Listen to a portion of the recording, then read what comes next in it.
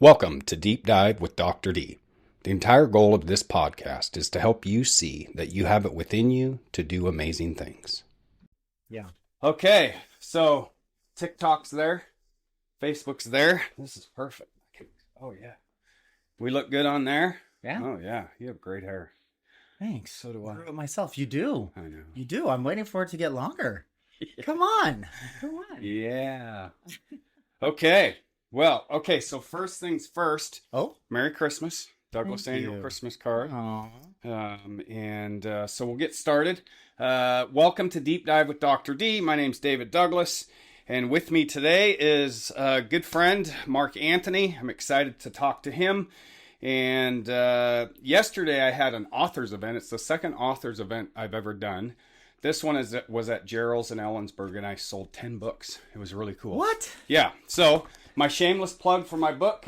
It's available wherever you buy books. Gerald's and Pearl Street Books in Ellensburg. You can get it online at geralds.com, and then Amazon has paperback, ebook, and there's audiobook on Audible, and that one is yours. Thank you. Yes, enjoy the read. Oh, look, and It's signed. Signed. Yeah, if one day I go famous, you can say I remember this guy. Yeah. I hope you remember us little people too. No, I didn't I'll forget about That's you. fine. About Yeah. a second. Yeah. Yeah. That's all right. That's all right. Okay. All right. Thank you. So with me today is MarkAnthony. Known you for how long have you been in Ellensburg? 2018, so 7 years. Yeah. So known you about that long. Yeah. And fellow people in recovery. You're my son's best friend. Mm-hmm. That has always, for me, when I know, as a father to a son, that your son's struggling and that you've been there for him. I try. That is always, yeah, we do. We do what we can. But that's always meant a lot to me. And the relationship you have with my grandsons is super cool, So I do love them. Yeah. And then you're an integral part of the community in a variety of ways, through the recovery community, through the work you do with KCHN. So I would like you thinking about, as we're recording this, for people who don't know you, right? Now we've got people on the lives who know you and are like, yeah, MarkAnthony, but introduce yourself thinking about someone who never heard anything about you. Sure. Who are you? Okay. My name is MarkAnthony. My last name is crazy, so I don't really use it, right? So, Yeah. and my friends call me Ma, Yes. and I respond to that, Mm-hmm. But I am. If you would have asked me this a while ago, I don't know what I would have said because I didn't think I was anybody. So today, When you say a while ago, how long ago? I'd probably say like 8 years ago. Okay. Mm-hmm. Right? Yep. When my recovery journey started. Yep. And today I can say that I'm a devoted son. Mm-hmm. I am the fun gunkle. Yeah. For those that don't know, the fun gay uncle, right? Mm-hmm. And I have lots of nieces and nephews, and I take that job very seriously. Like you had said about your grandchildren. Anthony and Alark. Yeah. I love them, and I take that job seriously. I am a good friend and a good brother, right? Yeah. First and foremost, though, I am a person in long-term recovery. I say first and foremost because without that, I don't get to Can't do all the other stuff, can we? Right. Yeah. I don't get to be anything else. Yeah. So that's a little bit about me. And I'm jack of all trades. I've done every kind of work there is, from selling shoes to now being, in, shoes, cars, hotel. Yeah, that's right. Yeah. Yeah. And you sold cars? I sold cars. Okay. I sold Volkswagens. Oh, okay. Yeah, cool. And this has been kind of cool because I get to learn about some different career paths that my friends have done. Yeah. So that's cool. You sold shoes where? Oh, this was in Phoenix, Arizona. It's a place called Just for Feet. Oh, okay. Well, that's appropriate. Yeah. That's cool. Yeah. Nice. That was like my first job. Yeah. That was my first job back in the day. Now, so you've been in Ellensburg since 2018 and you came from Rhode Island? Yes. What brought you here? My marriage. That's right. So I got married in 2014 when it was legalized. Right. Gay marriage was legalized. Yeah. And I wasn't really doing anything over there. He was an executive, and he's like, you want to move to Yakima? And I'm like, Japan? Yes, yes, I do. I do want to move to Japan. Yeah. And he's like, no. Palm Springs of Washington. Yeah, right. Yes. So we moved to Yakima in 2015. But yeah. Oh, wow. Okay. So I've been here 10 years now in Washington State. Okay. And in 2018, we decided to separate and get a divorce. And I moved here to Ellensburg because there was a friend of mine that said, hey, there's a sober living house that we're opening up. They're opening up here in Ellensburg. Oh, my gosh. Okay. Yeah, the first Oxford house. Oh, really? Okay. Mm-hmm. Oh, wow. So I moved here with just the things in my car, and and that was it. No job, nothing. Wow. And wow. And here we are now, 7 years later. And almost from day one, and this is something I admire about you, you just like dove in to the community. You created friendships, and you're one of the kindest people I know, in a way that you're always wanting to bring people in. I'm a watcher of people, and I watch you when people, the good, like with my son, I'm just, selfishly talk about that, how I know you've really been there for Tyler, and I know that's not just an isolated thing for you. Yeah. Well, thank you. Yeah, it's super cool. Thank you. Yeah. I don't know that I do it. You just do it. I just do it. Yeah. Well, we might get to some of the why here with the questions. So, so moved to Washington State 2015, moved to Palm Springs of Washington, thinking it was Japan. That's awesome. That's funny. I never thought of it that Yakima. Japan? Yeah. Yes. Sure. Let me get my passport. We got you up in Ellensburg in 2018. Yeah. And career. What are you doing now? So now, I don't know. I was a manager at one of the hotels here. Yep, I remember Hotel that. Windrow. Yep. And then that was just killing me. I remember that. It was killing me. And so now I work. Well, I worked with you KCRCO, for a little bit. KCRCO, right? And now I'm at a nonprofit. Yeah, it's called Kittitas County Health Network. And I'm a care coordinator. So I do still work with the folks that are in recovery or seeking recovery. But my main focus is the elderly. Oh, nice. And it just kind of, evolved to that, you know? Yeah. That's awesome. And it's pretty special. It's pretty special. I just had this thought. So, Jay, Jay works in hospice care. We've worked together. Yeah, I'm sure. And I bet you are really good. And I'm getting chills. It's my late mom's birthday today.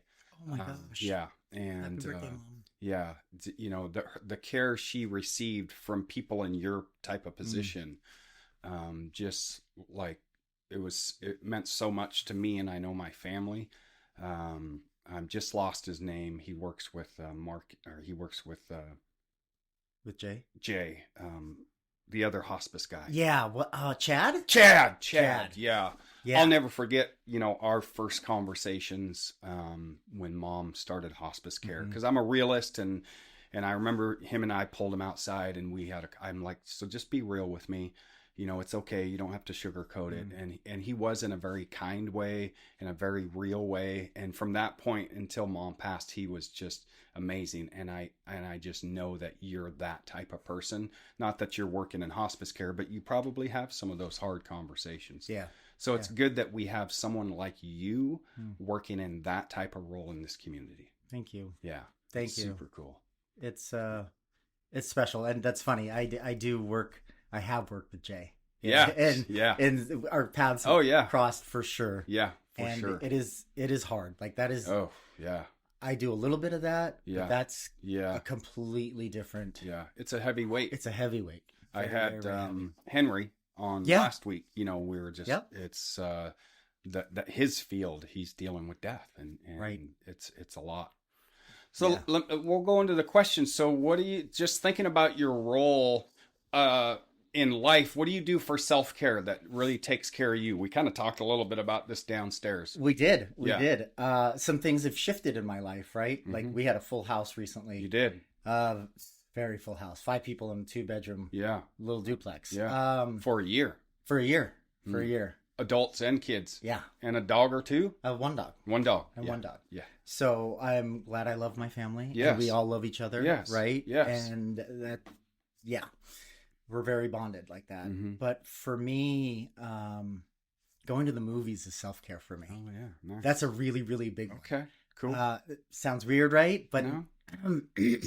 I mean, you could do pedicures, manicures, whatever. Yeah, that too. Sure. But like going to the movies, it's a time for me just to be doing something that I love. Like I love the whole movie experience. I love it all. The big screen, the popcorn sitting, the sound, and you know. We got new owners of the movie theater. I know. I met them. They're fantastic. Okay, good. I'm excited.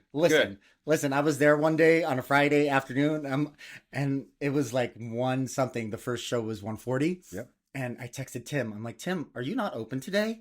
Oh. And he said, oh no, we're open on the weekend. No! Oh, it was my birthday. It was my birthday. Oh, okay. It was a Friday. That's funny. And I'm like, oh no, man.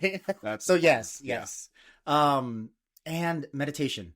Oh. Meditation has been a huge thing for me lately, especially the past 2 years. Mm-hmm.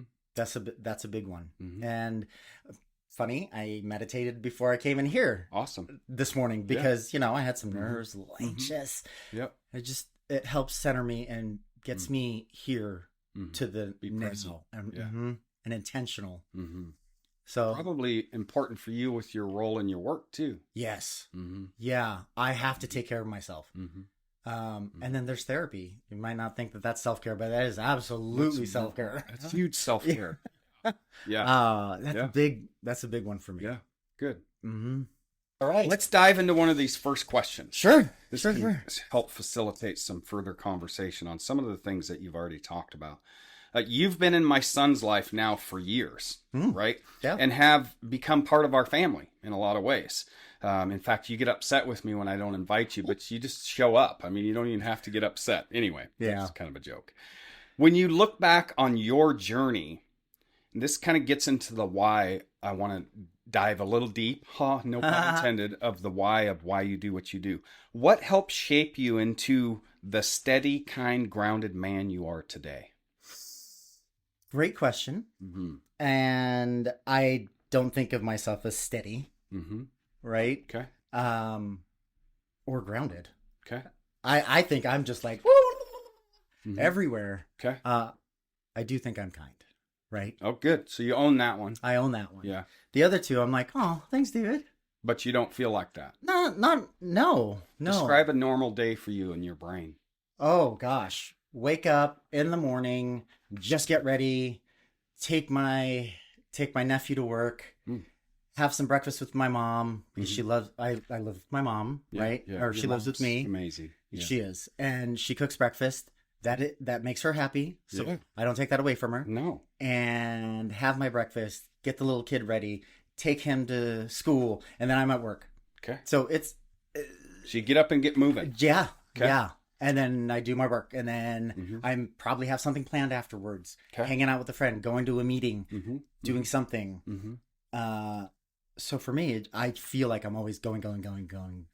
So let me ask you a question about that. Is that like Monday through Friday? That's your normal week? Yeah. You know what I would call that? What? Steady. I know. I got you. Oh. But right, isn't that, even though I know in your brain, because I know a little bit about you, you know, I know you struggle with depression, anxiety, all the things that we all struggle with. Yeah. I guess I'll ask you, so if you think 15 years ago, oh gosh, was that what you are today? No. I could probably say the kind still. Yeah. Right? But no, 15 years ago was a whirlwind of, I have no idea what's happening today. So good on you. Well, okay, we're clocking that. That's good. Yeah. And then the grounded, like I'm challenging you on these just because you and I don't hang out a lot. No. We hang out, we see each other at functions. I see you with Tyler, but my observer of people is what I know about you is that when someone needs you to be there, you can be grounded.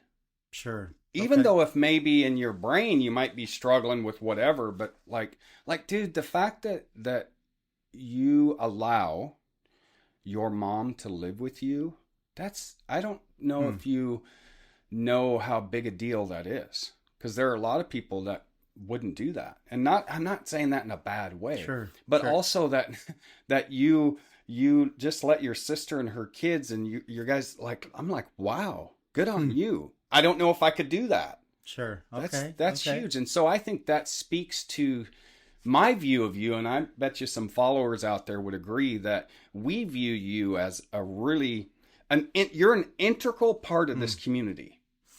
Integral part of this community. And it's because you own that you're kind, right? I've never seen you mad. I would like to see that. Yeah, I would like to see Ask that. my mom. Yeah, Ask my sister. No, I'm sure. The people you live with. Right? Yeah. But the steady and grounded, it's someone that people can count on. Would you say that you're someone people can count on? I think so. Yeah. I think so. All right. Yeah. And I don't want to be dismissive of you saying you don't feel steady and grounded. So what does that mean to you when you don't think you're steady and grounded? I think grounded means, like, for me is, oh gosh, now as I'm saying it, I'm like, okay, I guess I'm pretty grounded. Someone there that is dependable, that can call me and I show up when I can, how I can. So I think thank you for opening that up. Well, I think it's good for us to hear from others that challenge, because I struggle with I'm not doing enough. That's one thing that I struggle with. Right. And that's the reaction. Like, even Katrina will, she'll be like, well, you ready for this? You think I'm doing enough for the kids in the preschool? And I go, what? She is easily one of the hardest working people I know when it comes to diving in and really taking care of things in all areas. And even with myself, like, I should be doing more on campus, or I should be doing, and people go, what? What are you talking about? Sure. Wait till your question. Well, that's okay. But so I think it's good for us to hear. I think it's good for you to hear, and others to hear too, that, we have this view of ourselves, which I think can be good, to challenge ourselves to stay on track and do the good. So, yeah, I agree. Absolutely. Because we are our own worst critics, right? Yeah. And like you, I don't do enough. My sponsor is like, you do enough. Yeah. You do enough. Yeah. So that tells me that there's something going on inside still that needs to be worked on. So, do you think, for me, it comes from having lived a life where I wasn't doing much. So it drives me. And I think it's okay at some level, if I'm not using it to be defeating, to keep me moving forward. Is that the same for you? Yes. Yeah. Like purpose-driven life type thing, because I didn't have a purpose before. And but also I was neglectful before. Yeah. And so I think it's a little bit of the guilt too, that drives me into that. And that's when I have people like you and your son and my sponsor that say, pump the brakes, dude. Yeah. Pump the brakes. Yeah. Looks good. Yeah. Okay. Let's see what the next one is. Oh yeah, this will be good. You work for a local nonprofit that does some support for people in recovery, but also the community as a whole and the wider community. Yeah. What does that work mean to you personally, and how has that strengthened your own recovery? So, as I was saying earlier, right, like I kind of just got into this role after KCRCO. I knew that I wanted to help people. That's just innate. As far as like personally, it has made me really aware of the self-care thing, that I have to take, that you have to take. Yeah. I have to take care of myself in order to take care of others. Because, and that goes into every part of my life now. I can't go here, do this, and spread myself so thin that I don't have time for me, because there's a lot of me to give. However, I need to give some of that to me. Right. So in my recovery, that's how it's strengthened it, is to really look inside. And because part of being people in recovery is, as we gain a life in recovery, part of what we're told and what is good is to give back. Right. To be of service. To be of service. To be of service. To give back to other individuals and the community or whatever. But we learn, and that's what I'm hearing you say in your role as your job, the thing that pays the bills, that you really enjoy that work, but you've also learned, it's helped you recognize you have to take care of yourself. Right. Right. Yeah. So important. So important. And then also, like I said earlier, I have, elderly clients that don't have a family. Yeah. That don't have anyone. And that's heartbreaking. Yeah. It's heartbreaking. And it's taught me to appreciate my family more and my mom and the time that we have. Yeah.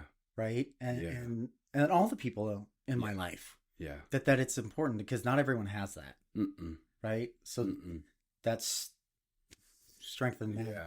When my niece, she passed last year, and we were up at St. Joe's in the ICU, and like we had 15 people in her room, And I remember talking to one of the doctors, and he thanked me.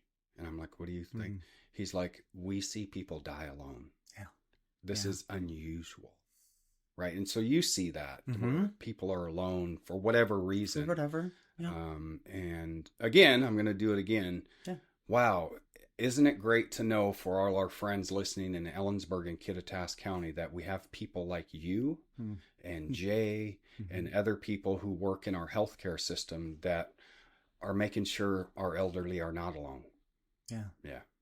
And it's on, the anniversary of my mom's birthday. I'm serious, dude. I love that your mom is in your life in the way she is, and that you allow her, I don't want to use that word, but you give her that space to be with you.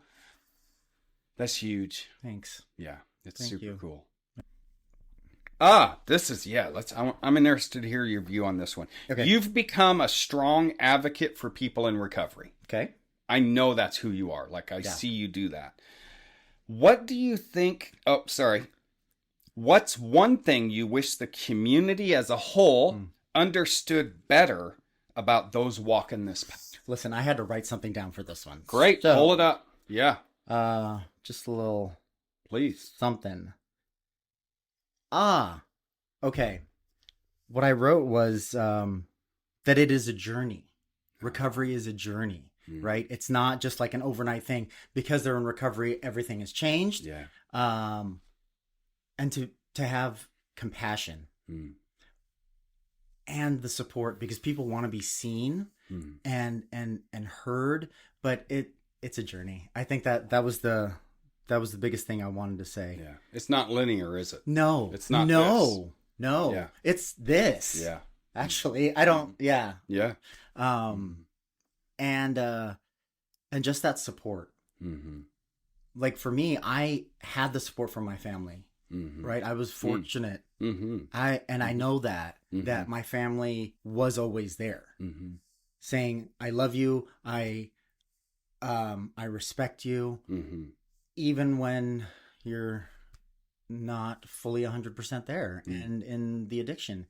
But they loved me through that, where I was. And I think that's the big thing is that be there however you can be. What would you say, you work in the community for one of our larger nonprofits. So I'm just guessing you interact at some, maybe. Anyway, what would you say to our friends who work in professions? I'm thinking law enforcement. I'm thinking the ER. I'm thinking our rapid access where you can just go in and get. I'm thinking the jail. For people who who see the damage all the time. Yeah. Even our family members. Sure. We have family members. I take phone calls from family who say, my son just keeps using. What would you say to those people that rightly so in some way are jaded? Because they don't see this. Yeah. What would you say to them to give them hope?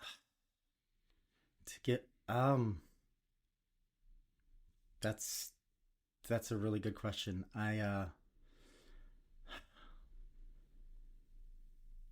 Compassion comes down to compassion, I think. And that's easier said than done. It is. What does it look like? If you're on the phone with the family, mom or dad, it's like, little Johnny, of course, my dog, but okay, little Joey, he just keeps returning to use and he steals from us or just whatever, all these we love him, but we just don't even know what to do. We're mad. What would be your advice? You have to take care of yourself. Like you have to stay safe. Oh, wow.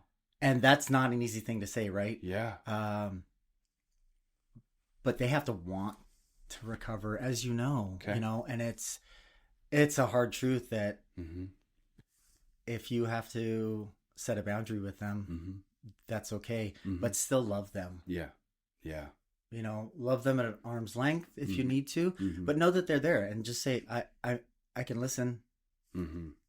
I'm here in that way. It's a hard question, David. It is a tough one. So, and you're kind of saying what I say and what I hear other people say is what I suggest to families is healthy boundaries in all areas of your life, including with your family members who are in active use. And it's not, I'm personally, and I'm curious to hear your view. I'm not one that just cut them off, just, shut off all resources and they just need to suffer. Well, my belief is people die when that happens, when we cut them off. But it's also, having healthy boundaries for myself and my house and my family. Tyler, if he's on, he remembers, our door was open to him, but there were a couple times he came and it was like, nope, that behavior is not acceptable here. Yeah. So I'm sorry, but you have to go. And I remember when he called me from treatment, he's like, I'm in treatment, or he was going, whatever it is. And I grabbed some guys and we went down and we went to the first opportunity to see him. So it's kind of that balancing act, right? Right. And now I'm thinking more about the question that you had asked me, right? About the workers in the community. Yeah. I think they just need to do what they can, like their role. Yeah. And that's where the compassion comes in, right? Like at the ER, okay, you may see this guy over and over coming in because he's having a hard time with alcohol. Help him how you can. I like that. Yeah. Right? Yep. And not just, oh, it's this guy again. Ugh. He probably wants meds to come down, and that's the hard part. Just help where you can. And like law enforcement. And we're pretty lucky here that the law enforcement here knows the resources that are in the community. Yeah, we are right? fortunate. And so does the ER. And that's what they're doing. Same with our jail. Like we have a lot of we are the work that Ed Bunton does and his staff at the jail for being, a rural community. We're above and beyond many corrections facilities by providing access to resources while the person's incarcerated. Right. So if you're a corrections officer, keep providing those resources, right? Yes. I always say, and you might, I think you'll agree with this, is keep planting seeds. Yes. So for our professionals working, keep planting seeds. That's it. Keep saying, hey, here's a resource. Right. Here's a resource. And that speaks to when they're ready, they know. They know. Exactly. Something in them is like, oh, yeah, they told me about this. Yeah. Oh, maybe I'll try that. Because it's a very brief window. Yeah. Small. Very small. And if it's planted, then hopefully it comes through, Yeah. That's good. I like it. Yeah. Okay, let's see how deep we can go with this one. This I spoke to earlier that we would come to this, so here it is. You're someone who, in my view, naturally brings people together, even if you don't see that yourself. I see that happen. What do you think helps you create that sense of belonging wherever you go? Where does that come from? Yeah, I had to think on this one for sure. And it comes from the sense of not belonging in my past, because I was the outcast. I was the one that was different, and I didn't feel like I belonged anywhere. Like I was the smart kid. I could play sports, but there was something that I was hiding, right? That I couldn't talk about, or was ashamed to talk about. That's a big part of it, was the shame. And and I don't want anyone to feel like that. Ever. Like ever. this word is going to come up, the compassion. Mm-hmm. And that's a big thing for me. Mm-hmm. Really big thing. Mm-hmm. And the connection. Yeah.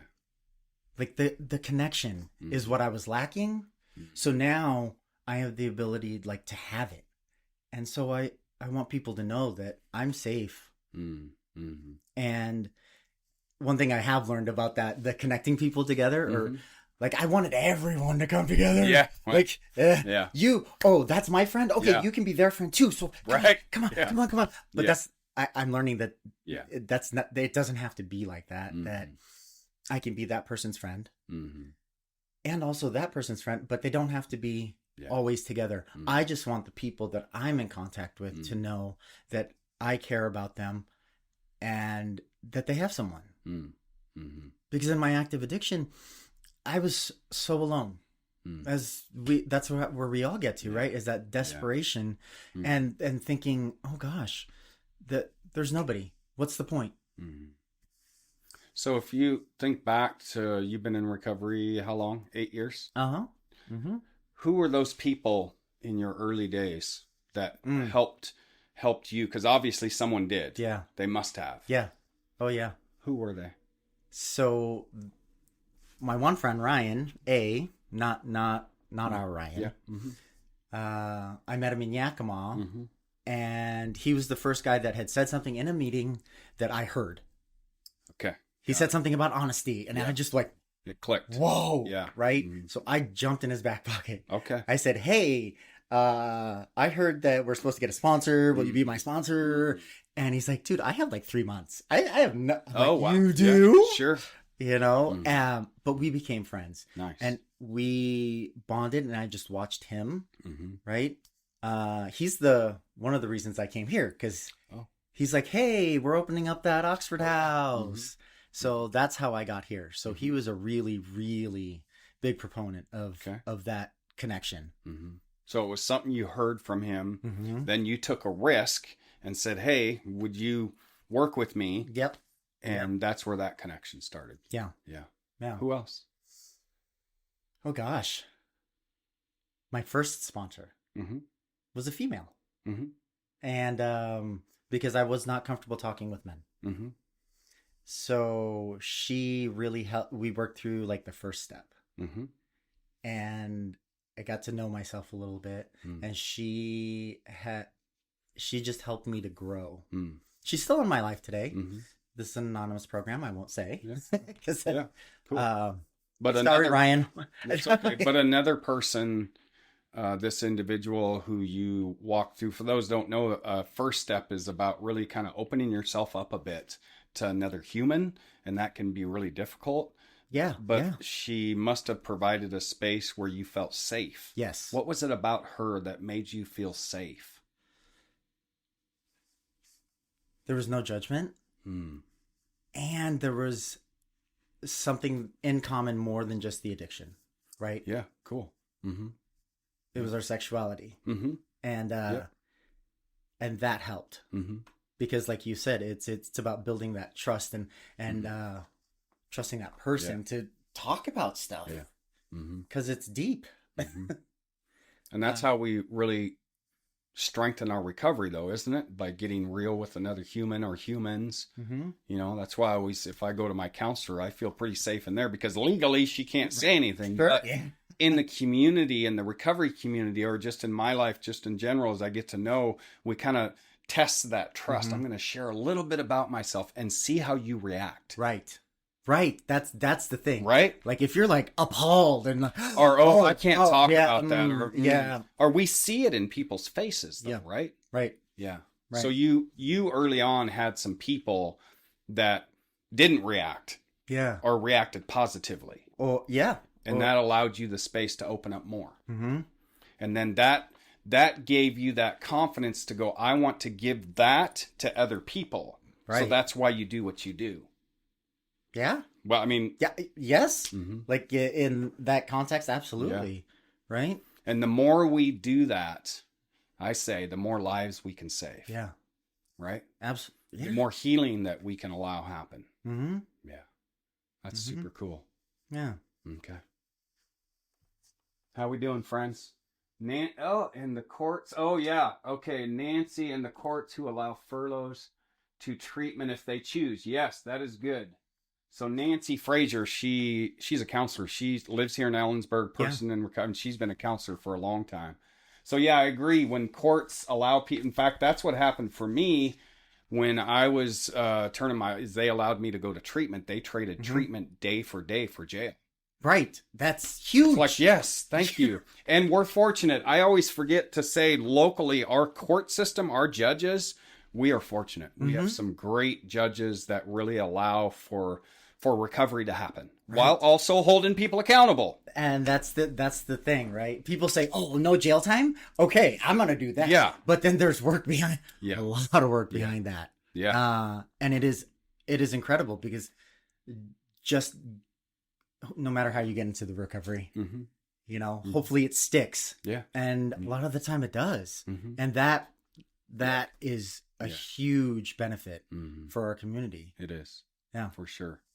Okay, so I want to ask you something, and this wasn't planned, but I had Henry on last week. Okay. Yeah. And Henry is an integral part of our community. Yeah. He's married to his partner, Marvin, not Martin, because I got his name wrong last week. He talked about, I can't remember exactly what he talked about this period of time for gay men where it's really hard to find a partner. Oh, okay. I'm not gay. I'm like, but also small community. How is that for you?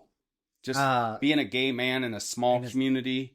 At first, that was another reason I moved here to Ellensburg, because there are no gay bars, because there wasn't a big gay scene, because I wanted to work on myself. Okay. Okay. So you wanted to limit yourself. Right. Okay. Right. Okay. And I'm like, oh, this is great. This is great. Now, a few years in, it's like, oh gosh, what did I do to myself? Yeah.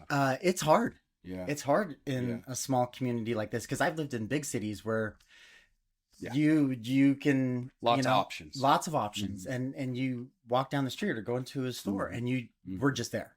Here, it has definitely been hard. Honestly. And I've dated a few people, but not from here. No, I don't think No. Dating for a gay man, you probably similar to heterosexual. There's apps, there's for the gay community, but in Ellensburg, there's not a lot to choose from. No. I'm thinking right now, because I work on campus and I'm just in the community, about my friends who are gay or lesbian, and I almost could know them all. Right? Because we're pretty limited. Yes. It is a very limited pool to pull from, even for the heteros. Yeah. Right. Yeah, like it's true. Okay. And then you go to the recovery community itself, because that's pretty normal, right? That you date within the communities that you're in. Yeah. So that even limits it even more for a gay male man. Wow. In his mid 40s. That's what Henry was talking about. This period of, I forget what gay death or something. It was this dating scene period of time where you're just not even on the market. So it was weird. I'm like, okay, interesting. Yeah, no, it's a real thing. It's a real thing. It's a real thing. That's why people lie on the dating apps about their age, because if you're over a certain age, people don't want that anymore. Interesting. Yeah. Yeah.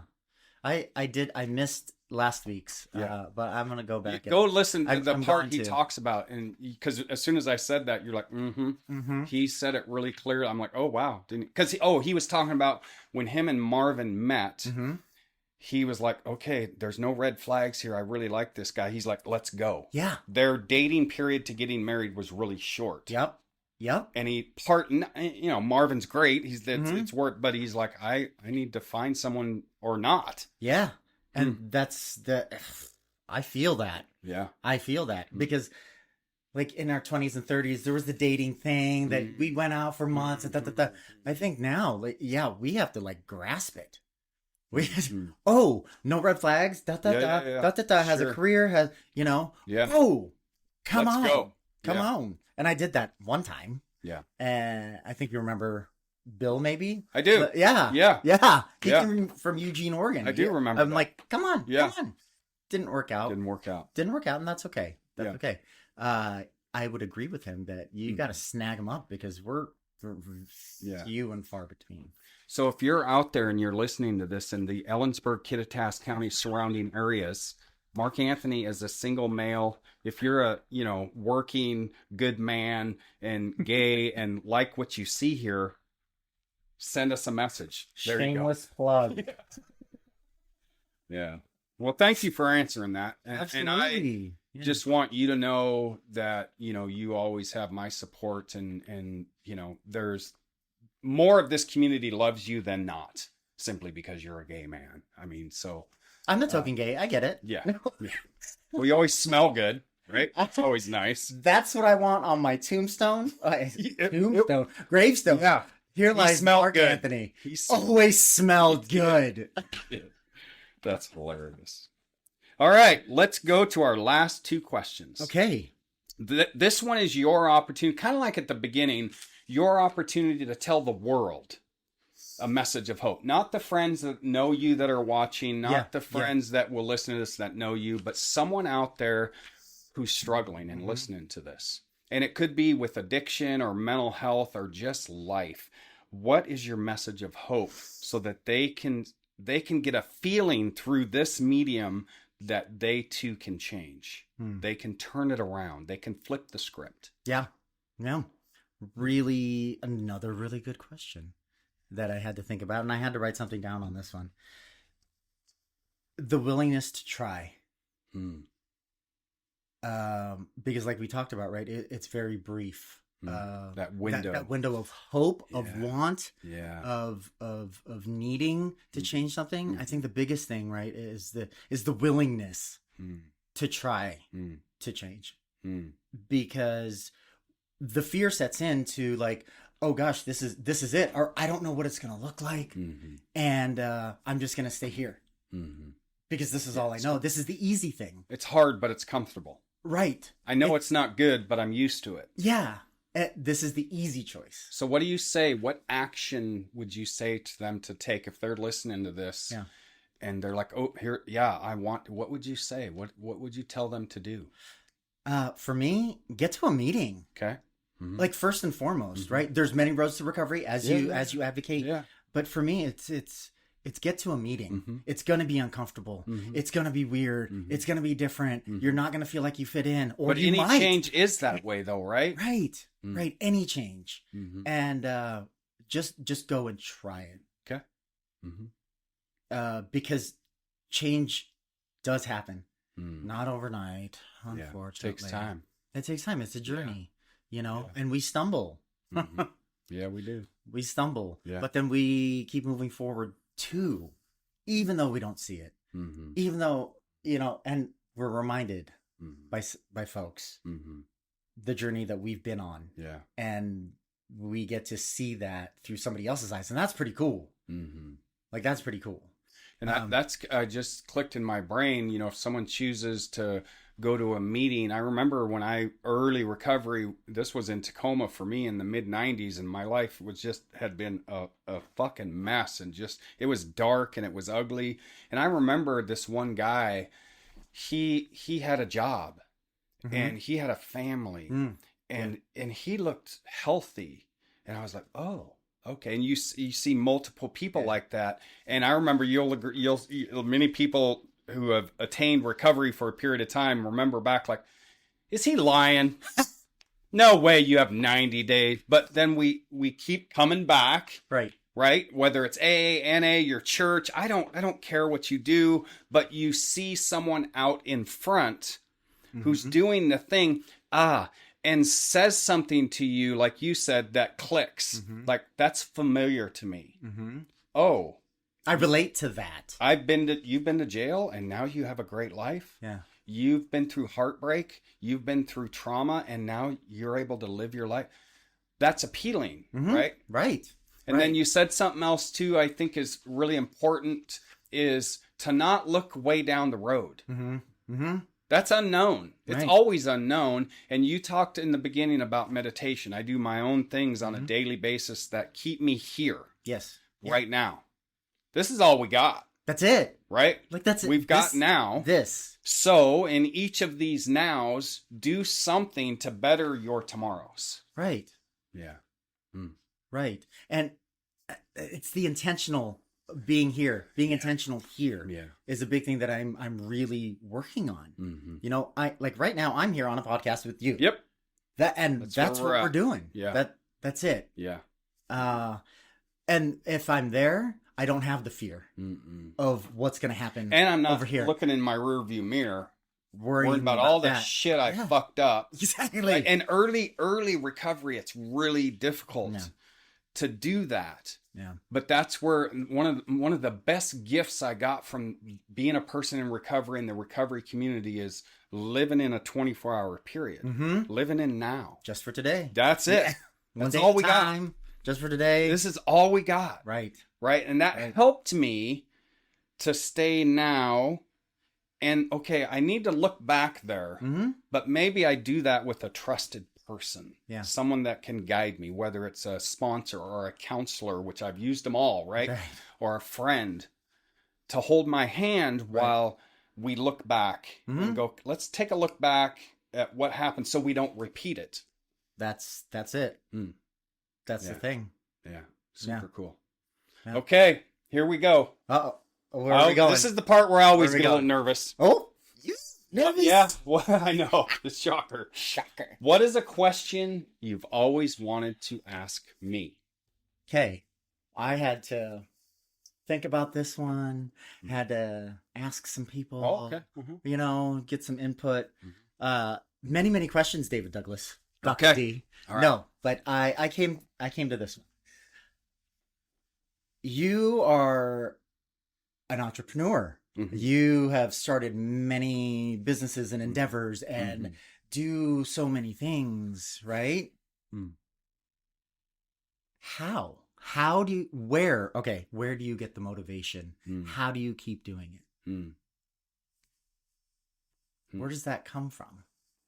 Well, I can just say it's because this sense of, so when I first got in recovery in 96, and I really got on the recovery train and was doing things, I felt like I had this inner desire and need to catch up with life, right? It didn't serve me well. And when I returned to use in 2006 and then came back to recovery in 2007, I changed how I look at money. Because one of it is I wanted to make this certain amount of money. And I just changed. I flipped the script on that, and I just went, no, you gotta, just live your life and do what you want to do. Okay. I have a strong desire on a daily. Well, here we go.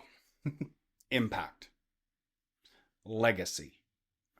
Those are the things I think about regularly. On the anniversary of my mom's birthday. Right? I think about my mom on a regular basis. I think about Johnny Ravel, who was the stepdad who actually gave a shit about me and who Johnny, my dog, is named after, right? His flag's on that wall, Johnny Ravel. I've always got those people in my head. And so that's what drives me to do good in the world. Okay. That's what drives me to do all the things I do. And then how I want to be remembered. By my grandsons and by my son. How, people might think, why do you think? Well, it's important to me. Me and Anthony have Grandpa and Anthony talks about character and about reputation. I'm glad I thought of this. My biological father, Danny Douglas, who I found when I was 29, and we had a decent relationship, a friendship, I would say, until he passed. I'll never forget when he said, because he was I never had him in my life. And he was a terrible drunk for a lot of years. He put a gun to my mom's head. He sexually abused my brother, right? So that whole relationship, when I found him, like I said, we had a friendship for the most part. But I remember him saying this one point along the way, and it's always stuck in my brain. And it's what drives me to do good in the world. Okay. I was always viewed as a dirty Douglas. And he said it in a way, Oh. And I'm like, no, because the Douglas name, I went by I've gone by two different last names. Interesting. Yeah. Oh, I went by Emerson and was actually told by my siblings and mom, my biological father was this guy, Jerry Emerson, who was also another piece of shit. He sexually abused both of my sisters. He beat my mother, Oh, right? man. And so, Yeah. and just like, oh. And then I went by Ravel, which was Johnny Ravel. Okay. All right. And then Johnny died. And then I went back to Emerson. It wasn't until I went in the military that I had to go by Douglas because that's what's on my birth certificate. Yeah. Okay. And so it wouldn't be until I was 29, got into recovery. I wanted to know. I wanted to find this guy and see him and just figure it out. The day I saw him, I was like, that's my dad. There's no denying who my dad is. Yeah. And when he said that, and it's been a long time ago, when he said the Dirty Douglas comment, it's always stuck with me. And so for me, as a dad, as a grandfather, as a friend, as a community member, it's important to me to do good. And it's not just like reputation, character, but to also help others do the same.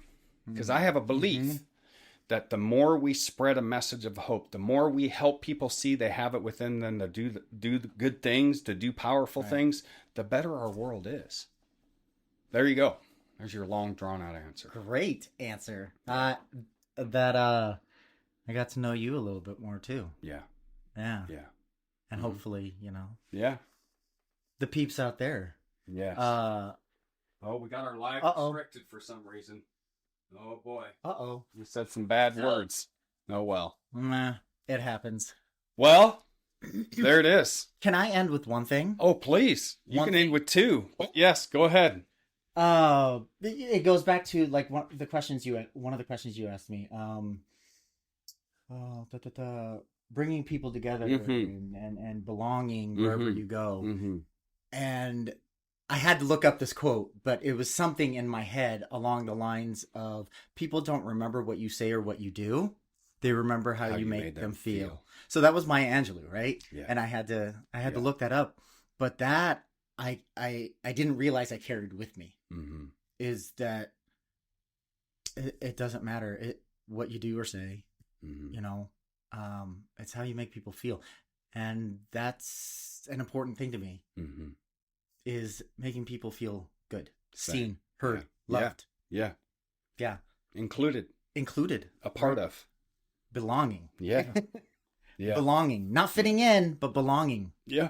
Right? There's a difference. Anyway, thank you for this is having awesome. me on here. This is perfect. Yeah. This is great. This is the part where we... Oh, I love hugs. That was really cool. That was awesome. Super good. Thank you. Thanks for listening to Deep Dive with Dr. D. You can follow me on my other social media channels by clicking the link in the description.